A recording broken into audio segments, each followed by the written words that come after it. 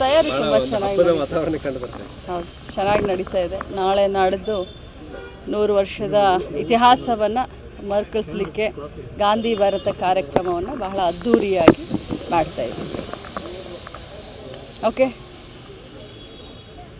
ಹಬ್ಬದ ವಾತಾವರಣ ಹೌದು. ಇಡೀ ಬೆಳಗಾವಿಯನ್ನು ಎಲ್ಲ ನಮ್ಮ ಬೆಳಗಾವಿಯ ಜನ, ಬೆಳಗಾವಿ ಜಿಲ್ಲೆಯ ಜನ ಎಲ್ಲರೂ ಗಾಡಿಯನ್ನು ಮಾಡಿಕೊಂಡು ಬಂದು ರಾತ್ರಿಯೆಲ್ಲ ತಿರುಗಾಡಿ ಒಂದು ಮೈಸೂರು ದಸರಾ ಯಾವ ರೀತಿ ಶೃಂಗಾರ ಆಗಿರುತ್ತೋ ಆ ರೀತಿ ಬೆಳಗಾವಿಯನ್ನು ಶೃಂಗಾರ ಮಾಡಿದ್ದೀವಿ.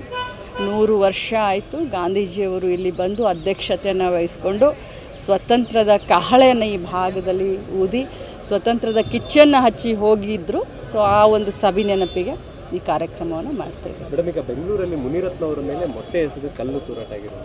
ನನಗೆ ಅದ್ರ ಬಗ್ಗೆ ಗೊತ್ತಿಲ್ಲ. ನಾಳೆ ನಾಡಿನ ಕಾರ್ಯಕ್ರಮದ ಬಗ್ಗೆ ಬಹಳಷ್ಟು ಬ್ಯುಸಿ ಆಗಿದ್ದೀನಿ.